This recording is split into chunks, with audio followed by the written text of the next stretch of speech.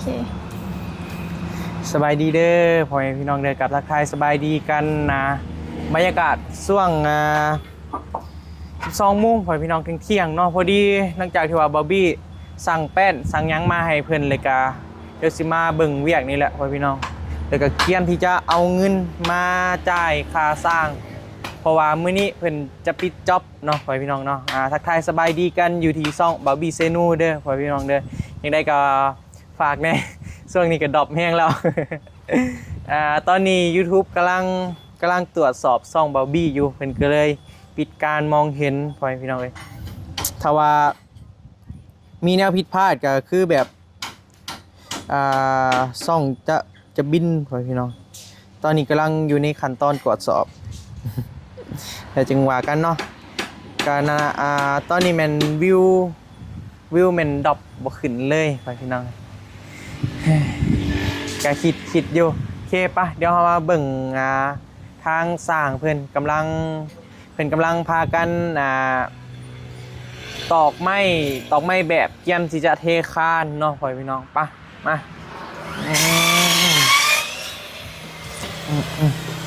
รอดนี่เพิ่นกำลังกัดไม้อยู่ ปิดจ็อบเลยหน่อยมื้อนี้เนาะ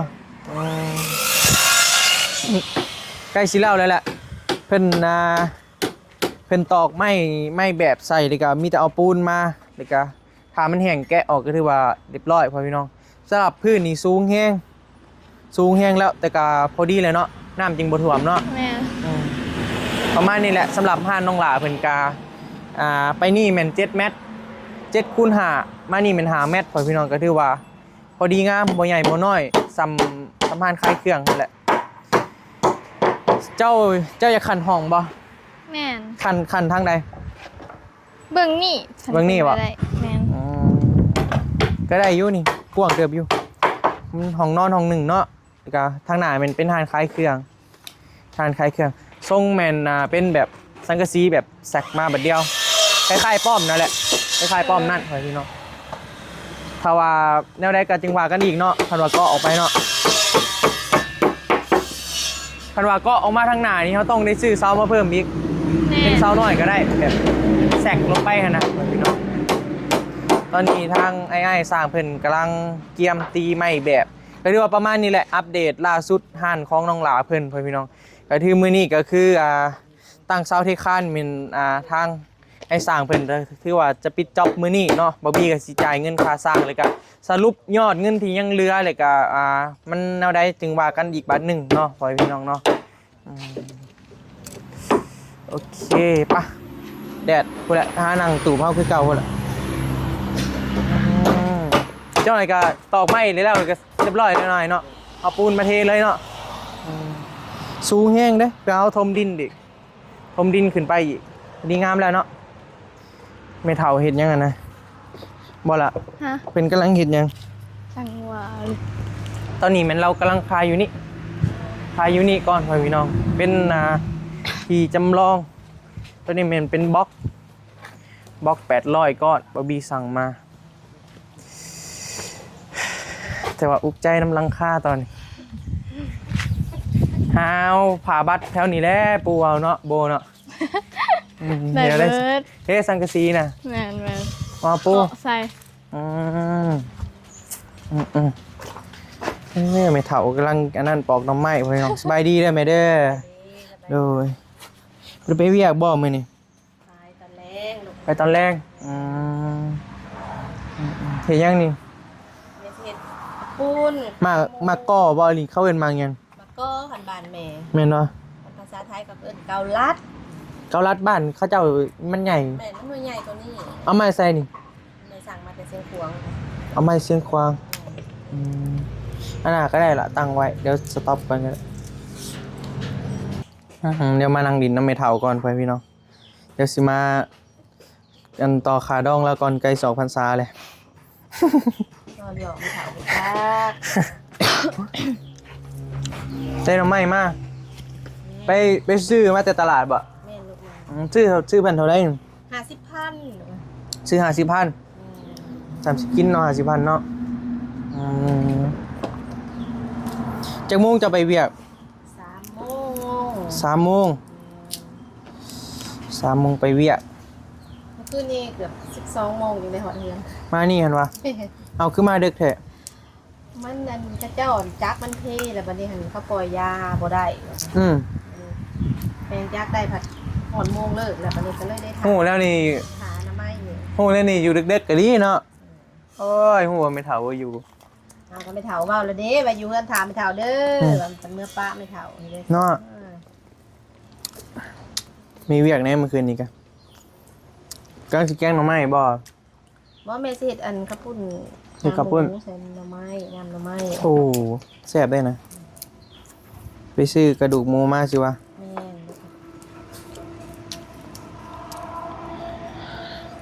สิลูกสิเต้าแล้วกินน้ำกันอย่างคุณมันแซ่บ มาเป็นตามาดุๆอยู่เนาะไปนี่เนาะ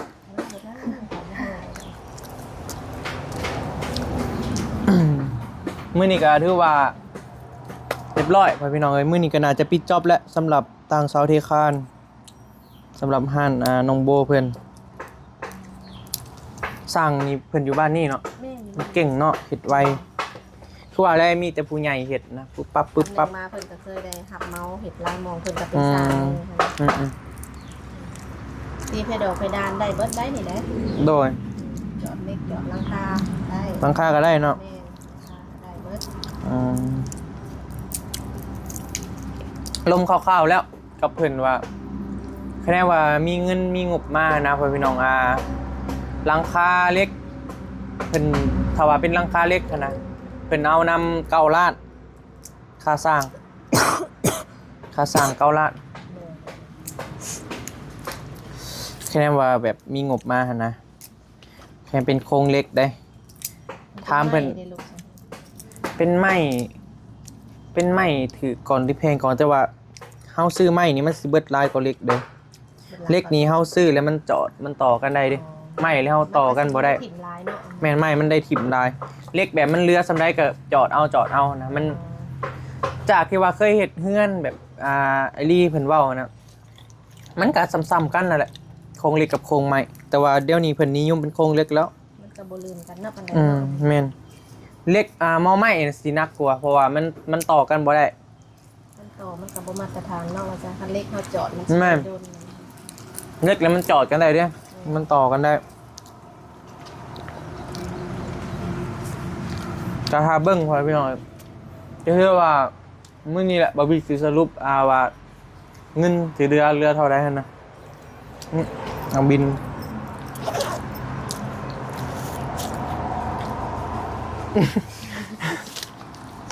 นี่บินรายการที่ว่าซื้อต่างๆบ่มีเห็นในนี้บินมันอยู่ในนี่แหละจดไว้แล้วก็สิจ่ายค่าสร้างเลยก็เรือเท่าใดเฮาจึงไปซื้ออันยังมาก็จังว่ากันอันนี้มันสิเอามาให้ค่าดองจำค่าดองไว้ก่อน มันถาดีใจนะมันจับไปก่อนเนาะ อืม เป็นหลักฐานช่องครับ เอาซ้ำนี้ดีบ่ค่าดองนี่ฮะ โอ้ยเว้าตื่นใจไม่เท่าจังว่าบ่ได้เสียจักกี่ น่าอันนี้ก็ หลายคนก็รุ่นพ่อพี่น้องท่าเบิ่งคลิปอยู่เนาะมันยังบ่ฮอดเวลาของมันทุกอย่างมันมีเวลาของมันพ่อพี่น้อง ต้องใช้เวลานะ ทุกอย่างต้องใช้เวลาเงินก้อนนี้ก็ยังเป็นเงินอยู่ยังบ่บี้ยังบ่ได้ไปซื้อวัตถุสิ่งของยังบ่ได้ซื้ออะไรยังเป็นเงินเป็นก้อนอยู่พ่อพี่น้องนี่ยังบ่ฮู้ว่าเป็นของไผเดี๋ยวถ่ารุ่นนำกัน ถ้าบ่มีของไผก็ให้ไม่เท่าซะแล้ว เพิ่นให้ไปซื้อสิ่งหนึ่งแต่บ่บอกว่าซื้อหยังซื้อของสิ่งหนึ่งนี่แหละที่ว่ามันก็จำเป็น ซื้อก็ซื้อ เลย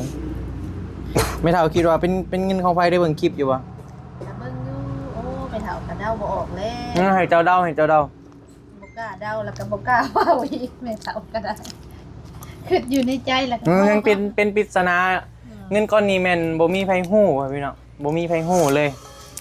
เพราะว่าบ่มีบ่ได้บอกไผว่าเป็นเงินของไผหั่นน่ะ ลงกันหาเด้อในเขา โดย ไปหมอของกินแป๊บนึง เฮ็ดของกินบ่ โดย มาไปพี่น้องไม่เท่าเพิ่นไปเฮ็ดสบายดีเด้อล่ะเด้อไปเฮ็ดของกินว่าซั่นมาอยู่กับ2สาวบัดนี้ก็ บอบบี้กำลังถ่าไอ้ายเพิ่นเฮ็ดแล้วก็เตรียมที่จะจ่ายเงินค่าสร้างให้เพิ่นพ่อพี่น้องกะพุ่นแหละสิเดินทางต่ออีกบอบบี้กะเดี๋ยวสิไปทางใดก็จังว่ากันอีกบ้านหนึงพ่อพี่น้องแล้วสิถ่าเงินจ่ายเงินให้ค่าสร้างเพิ่นแล้วก็สิเดินทางเป็นอะไรเฮ้ยบ่สบายบ่ฮะ กลับมาบ้านได้ เสียงคือเปลี่ยนเนาะเป็นอะไรเป็นไข้บ่ฮะเจ็บคอไข้หวัดได้หั่นไปหาหมออยู่บ่ บอก บ่ได้ไปซ่อมคือบ่ไปกวดเบิ่งล่ะจอยมันเป็นนักเด้เป็นนัก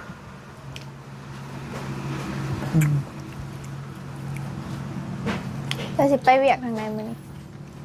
ก็เบิ่งตัวจริงมันถ่าจ่ายเงินให้ค่าสร้างเพิ่นนี่แหละจะเวียกแล้วงาน ใช่ยะไอ้ยังเอามือหน้าซ้ามือได้วางๆก่อนเพราะว่ายังสิไปเวียกมีเวียกหลายทางอยู่ โอ้ย อย่าร้ายเลยบ่ เสียส้นเผือก อืม ส้นยางแล้วล่ะเด้ เชียร์ส่วนยางส่วนเผือก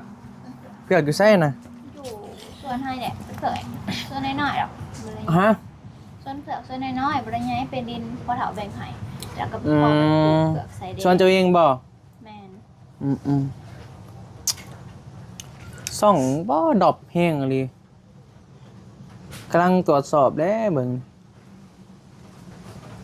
วิวบ่ขึ้นเลยว่าพี่น้อง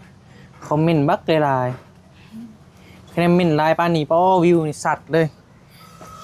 ชั่วโมงละ300สู้ๆสิเป็นจังไดกัน สู่ทางนี้บ่ไหว้ก็พู้นแหละเห็นไปหารับจ้างปัดขี้ยิงพู้นแหละ ก็เดี๋ยว มื้ ไป อหนึ่ง เก็บปี ไปหาเก็บปีรถพู้นแหละเที่ยวได้ซะมันบ่มีเงินเติมน้ำมันเลยเด้ดรอปแห้งอันนี้พ่อพี่น้องมันแบบแต่ก่อนก็ยังพอโอเคได้มาแบบมามื้อวานนี่แหละแต่ก็มื้อนี้มันแบบ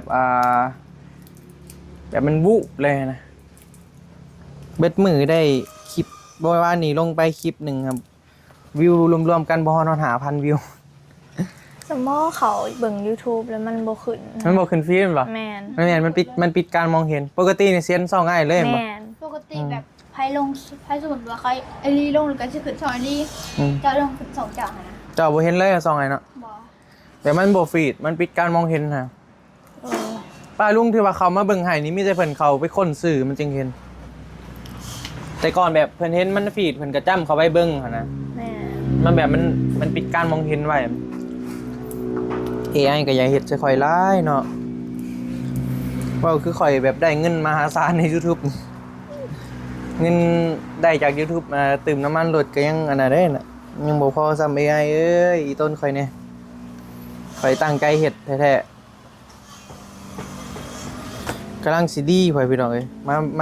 มาดรอปกันแล้วบ่ได้กำลังตรวจสอบซ่อง คายตอบ2เฮานี่มา ขึ้นอยู่อะซ่องเก่า ไม่เอาไปลงยังเลยได้ ดนไปถ้าไอ้พิษนี่ก็ซ่องง่ายกับเพิ่นกับปิดเลยกำลังกดสอบหูอยู่เขาไปเบิ่งใน YouTube นั่นนะบ่เป็นหยังดอกทุกอย่างมีเวลาของมัน แม่ว่าล่ะ แม่น ตอนยามมันฟีดมันหักสิขึ้นฟีดเนาะ ไปเนาะ มื้อแรกมีใครมามื้อ บ่ฮู้อ่ะไอ้ก็ฮักก็มานี่แหละยังบ่ได้ติดต่อหาไผเลย เขากิน พอ ขาย กินท่า คือเขาปุ่นยังมาเรียบร้อยแล้ว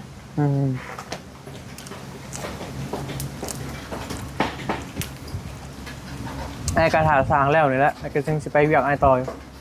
โดย หาเพิ่นแล้วก็จ่ายเงินให้เพิ่น7 ล้าน5แสนกีบพ่อพี่น้อง ต่อเขา7ล้านเลย มึงบ่ต่อแล้วไว้เว้ากันล่ะเพิ่นหน้าเพิ่นบ่อยากเฮ็ดให้เฮา แม่น ต่อเพิ่นก็บ่รุดแล้วเนาะ5แสนมันบ่ได้น้อยเด้น่ะ แม่ 30 30 20คืออยู่ บ่ต่อแล้วราคามันก็สำนี่แหละเพิ่นก็ตั้งใจเฮ็ดให้เฮาก็งามพ่อแม่พี่น้อง ละเอียด ละเอียดอยู่เพิ่นก็3คนมีคนใหญ่ๆเฮ็ดปุ๊บปั๊บแป๊บเดียวแล้วยังไงก็ฝากเด้อพ่อพี่น้องเด้อฝากซ่องในเบิ่งฝากซ่องก่อน เขาก็ฝากซองห้องกันเลย อันนี้มันซ่องน้อยอ้ายนี่นะซ่องนี่แหละกำลังกวาดสอบเป็นบ่วิวนี่เบิดมือวิว 2,000 3,000ตอบเลยจากที่แบบวิวเฮาแบบมันแบบกำลังสัตว์นะพี่น้อง ไอ้บอก เดี๋ยวมาดรอปกันตัวนี้นะเห็นบอกมันบ่ขึ้นหน้าฟีดต้องจ้ำเขาซ่องบ่จริงเห็นปกติหาเจ้าเข้า YouTube นะเห็นโลดแม่นบ่ แม่ ไม่สนจะนั่งห้องปะเนี่ย ฮะ บ่เห็นเลยซ่องนะ ถ้าเลือดตาผู้จะได้เห็น บ่ต้องจ้ำเขาซ่องจริงๆต้องค้นหา AI ยากอยู่ได้เห็น YouTube นี่ก็บ่ง่ายเด้ถ้าสมมุติว่าเป็นยังมานี่ก็5-6 เดือนพุ่นแหละเริ่มต้นใหม่เพื่อสิได้พินเพื่อสิหาพิน5-6 เดือนในการใช้จ่ายเฮาไปแต่ละมื้อนี่ก็โหแล้วนี่สมมุติไอ้ไปเวียกไอ้มาไอ้ซื้อของอยู่ของกินเนาะซื้อน้ำซื้อหยังให้ซะแถมมีเวียกสมมุติไอ้ไปถ่ายเคสใหม่ก็ซื้อข้าวต้มขนมซื้อมีซื้อหยังนั่นแหละของฝากของต้อนว่ายังไงมันก็มีต้นทุนเด้วันนี้เฮาบ่มีรายหักมันก็ มีแต่รายจ่าย มันมีแต่รายจ่ายเจ้าเงินมาได้ใช้มันก็ยากอยู่ก็บ่เป็นหยังดอกสู่ต่อไปทุกอย่างมีเวลาของมันคันบ่เห็นเฮามากก็ผู้แลไปเบิ่งแถวตลาดผู้ใดเด้อแม่เด้อไปหานี่เด้อไปฝากรถนำนี่เด้อ สิไปเก็บซอยดอก แม่นบ่ โดย ไปหาเป็นกรรมกรคือเก่าแหละพ่อพี่น้องเอ้ยกรรมกรเก็บปีคือเก่าเดี๋ยวได้สามันจำเป็นเลยเด้ เป็นเดียวเป็นเจ้าของตลาดแบบ กรรมกรเป็นกรรมกร ก็ประมาณนี้แหละพ่อพี่น้องเลยห้าน้องหลาเพิ่นกลางเดี๋ยวในรายบอบบี้ก็สิมาแจ้งอีกเงินยังเหลือเท่าใดยังประเมินราคาเท่าใดที่เฮาแบบเฮ็ดโครงหลังคานะถ้าว่าสมมุติว่าอันนั้นนะจะสิมาไล่ให้แล้วก็สิลมกับสร้างอีกบาทหนึงเด้อพ่อพี่น้องเด้อ แซ่บอ่ะ แซ่บอยู่ แซ่บอยู่แซ่บอยู่นั่นคืออะไรแซ่บอยู่ แซ่บมักกอ ก็โหลดนี่คิดว่าจอดอยู่เลยต้องไปจอดในอยู่อ่ะ เขาสิเอาไปล่างอยู่รถนี่ไง จ้างบ่ สิล่างบ่ก็แท้บ่ แท้ นี่น้ำ จ้างกับจ้าง เปิดร้าน นี่จังหน่อยก่อน เขาล้างอะไรได้นะ เท่าใดแหละ พี่เจ๊กเขาโอ้ยแห่งล้างมาให้นะ เท่าใดนี่เอาน้ำเท่าใดเอาน้ำเท่าใดเอาน้ำเท่าใด เดี๋ยวมึงเบิ่งสภาพรถก่อนแม่ โอเค เอาแบบละเอียดปะ ก็ละเอียดแล้วเนาะ ละเอียดเลยหนออันนำบไล่ดอกไม้เป็นคนกันเองนะ เท่าใด มึงล้างกล่องนี่กะล้างข้างนอกนั่นปะ บอกกล่องข้างในบ่ล่างมันมีเครื่องไงมีล่างข้างนอกกล่องเอา กล่อง ภายใน คิดหนักเลยบ่เตยเห็นว่าผู้ขี้ดินพ่อพี่น้องเต็มเลย เส้นหนึ่ง ป้า ร้านอยู่หันบ่ฮอด 30 อาซิดและมีอันน้ำยาเคลือบเงาอีกเนาะ 70 70บ่ล่างดอกบ่มีเงิน นี่ เนาะบ่ จุดหาย50 บ่ได้เอาน้ำเท่าไหร่ให้ล่างรถให้ฟรีบ่เดี๋ยวจะให้เอาล่างให้เด้อโอเค เป็นยังไงวานใจเวลาไง ไปเตยอยากได้เงินเนาะไปเตยโอ้ย เอาบ่มีเงินเลยคนละ เอาให้ไปเบิดไปทางใดเบิดแล้วเงินเอาให้ แต่นี่ ใช่หนีเบิดเลยเบิดแล้วบ่หนียังเหลือเท่าใด ยังนำอีกคนหนึ่งนำน้องแม่อีกคน ครับอันนั้นแม่คุณนะ ไอ้กับบ่มีคือกันนั่นแหละเจ้าเบิ่งสภาพไอ้เนี่ย ส่องง่ายแฮงสิปิวอยู่นี่โอ้จิตใจบ่ดีเลยส่องนี่ว้าเหวได้พ่อพี่น้องอุกใจอยู่ตอนนี้นะแต่ก็ภาวนาให้เพิ่นอย่าให้มีความผิดนั่นแหละลายลบเบิดแล้วเด็กน้อยเนาะคลิปสายผ้าจนบ่ยังไงเฮ็ด คลิปบักหลายๆร้อยคลิปยังเหลือประมาณคลิป4-50คลิปนี่แหละตอนนี้นะ อ่า ไล่ลบเบิดเลยคลิปเด็กน้อย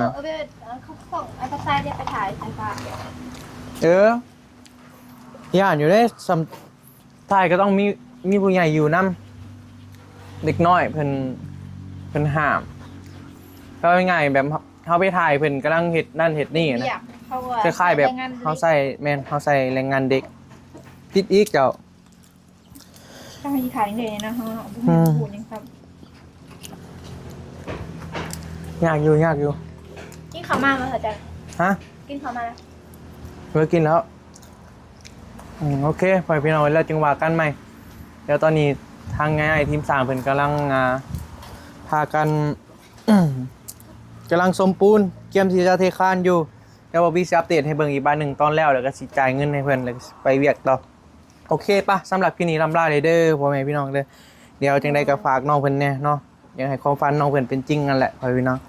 เฮ็ดได้สำหรับมันมาได้ขนาดนี้เลยเด้อแล้วจึงว่ากันปะไปก่อนบ๊ายบายเด้อสบายดี เออ